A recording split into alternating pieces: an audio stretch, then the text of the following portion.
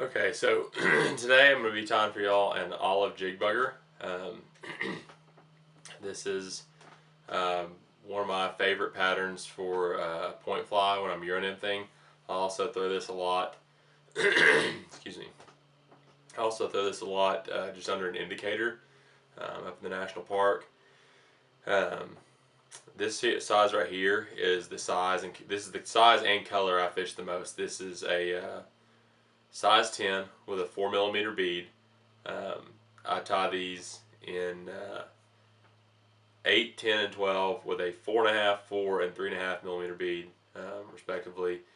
I tie them all. They're all pretty much identical except this version, this color.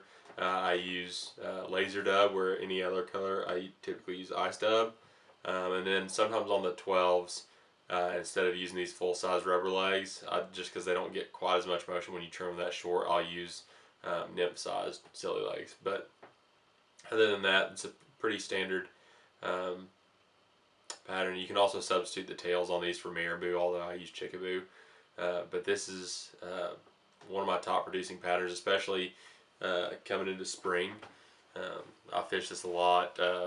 Abrams Creek, I love this fly. This is almost every time I go to, well, probably every time I go to Abrams Creek in the spring, early spring, this is the fly I catch it about half my fish on,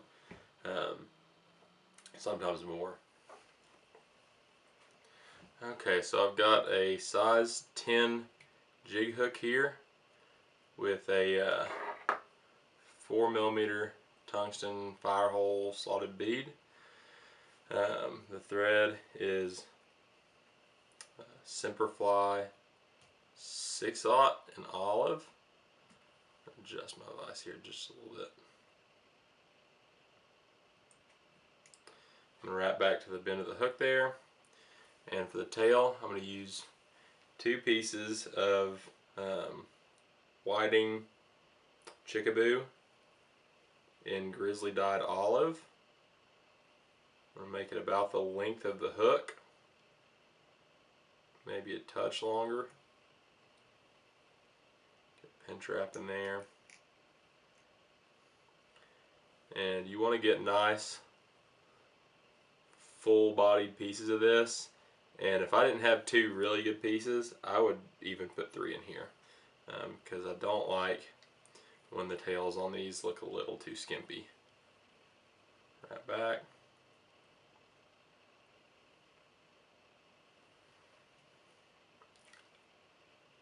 Wet this one down. Make it the same length as the other one. Pin trap. And wrap that forward. Cut that off. Now I'm going to put in my counter wire, and this is just Semperfli wire.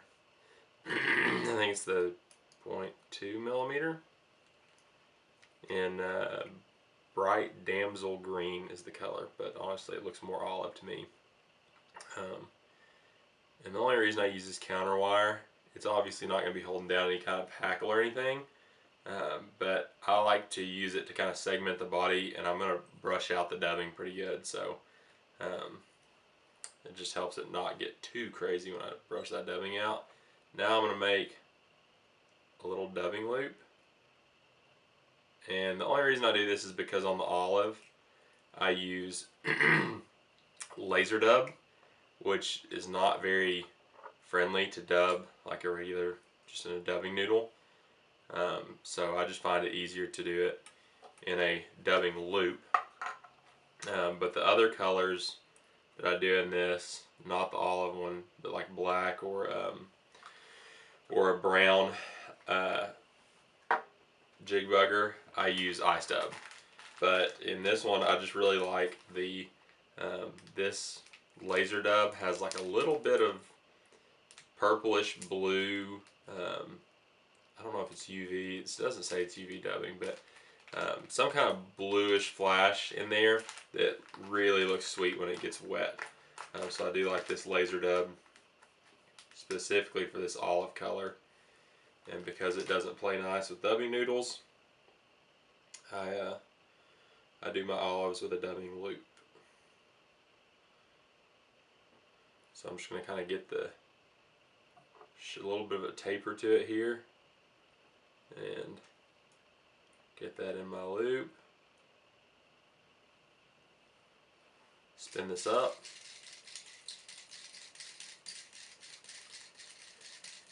And I'm going to get this pretty well corded up, almost like a dubbing noodle. And then I'm going to just wrap this forward in tight touching wraps. Trying to build a nice taper as I go forward. And right there is actually going to be enough. I got a little too much on here, which is fine. I'm going to capture that.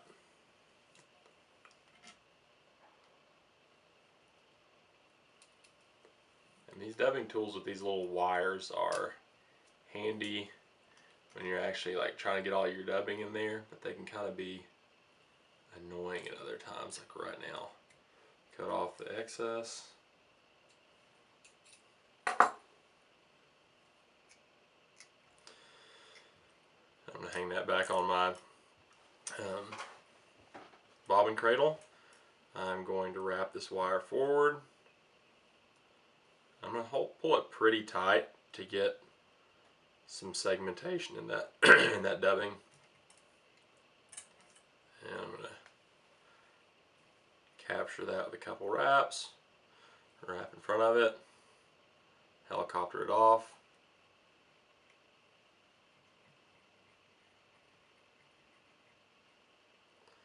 Maybe. There we go. Now I'm going to take my dubbing brush and pick this body out just a little bit. It's honestly not too far from where I want it right now, but I just want it a little more scraggly looking. Now, rubber legs. These are barred olive silly legs with some kind of little flake in them. And I'm going to use my thread to just pin this to this side. I'm going to pull it over here and with another wrap pin that leg over on the far side. And it takes a little practice to do that and get those legs right where you want them. And most of the time that I tie in rubber legs, I use, doing an X over it, that method.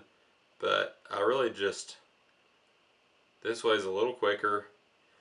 I'm not as concerned with getting them nice and even and going out straight on this. I actually kind of like doing it this way because it kind of sweeps those legs back and keeps them out of the way for the last step, which is the collar, the soft hackle collar.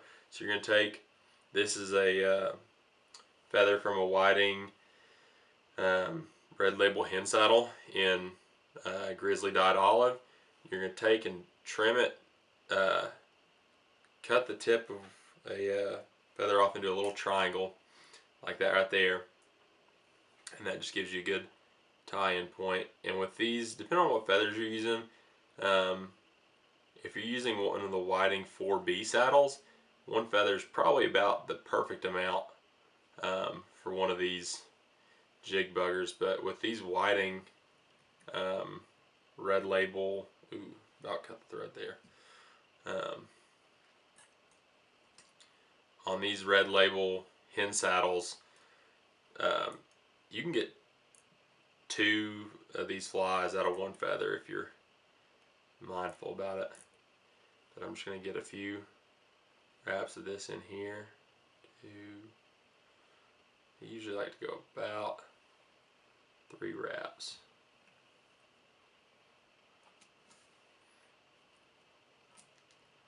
I'm going to wiggle that through, trying not to capture any more than I have to.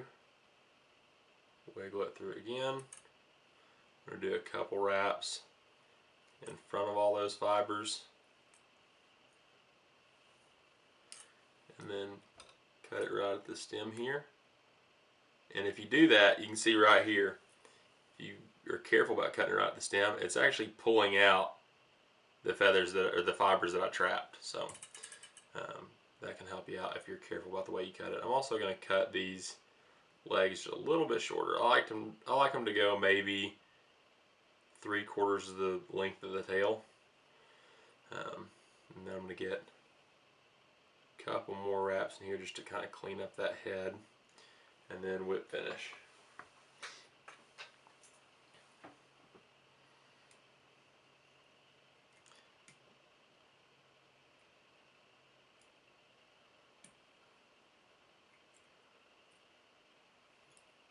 I'm going to put a couple whip finishes on here.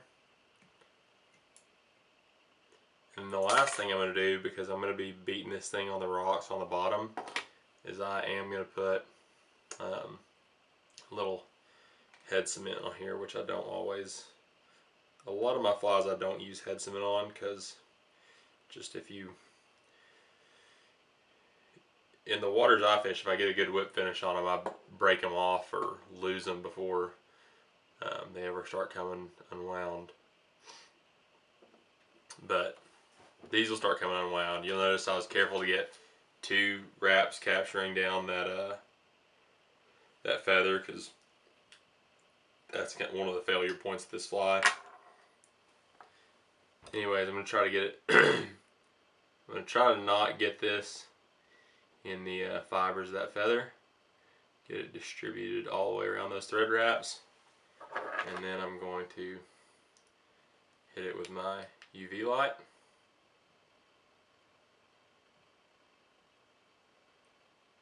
And we are done.